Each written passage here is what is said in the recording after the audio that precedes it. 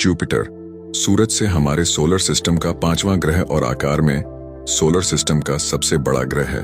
Jupiter के बिना हमारी धरती पर जीवन का होना संभव नहीं था। ये ग्रह वाकई में एक महत्वपूर्ण है जो हमारी रक्षा करता है। परंतु आपने ये जरूर सुना होगा कि जुपिटर एक गैस का गोला है। दरअसल हमारे सौर मंडल में दो गैस जॉइंट्स हैं, जुपिटर और शनि। जुपिटर करोड़ों वर्षों से हमारी धरती की रक्षा करता आ रहा है।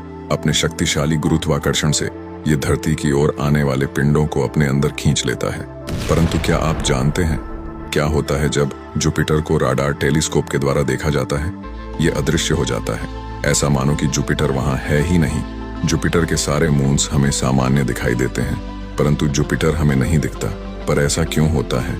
क्या जुपिटर पूरी तरह खोखला है? और क्या अगर हम इसके एक छोर से अंदर जाएं तो दूसरी छोर से बाहर आ जाएंगे? चलिए, इस प्रश्न का जवाब हमें तभी मिलेगा जब हम खुद से जुपिटर पर लैंड करेंगे। तो चलिए आज हम चलते हैं जुपिटर के करीब और जानते हैं कि क्या होगा अगर हम जुपिटर के अंदर छलांग लगाते हैं। हेलो दोस्तों, वर्ल्ड फैक्टी में आपका स्वागत है। 7 जनवरी सन 1610 को जब इटालियन एस्ट्रोनॉमर गैलीलियो गैलीली ने अपने टेलीस्कोप को जुपिटर की ओर केंद्रित किया, तब उन्होंने देखा कि जुपिटर के पास कोई 4 मून्स है जो कि जुपिटर का चक्कर काट रहे हैं। इससे गलियों को यह आभास हुआ कि हमारी पृथ्वी असल में केंद्र नहीं है, बल्कि अंतरिक्ष में प्रत्येक ऑब्जेक्ट एक दूसरे ऑब्जेक्ट का चक्कर लगाता है। जुपिटर आकार में बहुत ही बड़ा है। इसका मास सूरज के मास का 1/1000वां हिस्सा है, लेकिन सौर मंडल के बाकी सभी ग्रहों के मास को जोड़ने पर भी इसका मास उस संयुक्त मास का 2.5 गुना है। यानी जुपिटर अन्य सभी ग्रहों की तुलना में काफी बड़ा है। इसके अंदर करीब 1300 पृथ्वी आसानी से समा सकती है।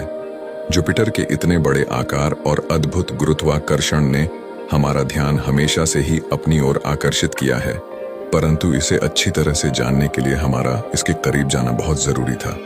क्योंकि किसी भी वस्तु की अच्छी तरह से पढ़ाई करने के लिए उसे करीब से देखना बहुत जरूरी होता है। तो इसी वजह से मनुष्य भी जुपिटर को करीब से देखने की तैयारी में लग गए। और फिर फाइनली 18 अक्टूबर 1989 को गैलीलियो स्पेसक्राफ्ट को लॉन्च किया गया। वो स्पेसक्राफ्ट जिसे खास तौर पर जुपिटर को करीब से जानने के लिए बनाया गया था। 7 दिसंबर 1995 को गैलीलियो स्पेसक्राफ्ट जुपिटर के ऑर्बिट में दाखिल हुआ।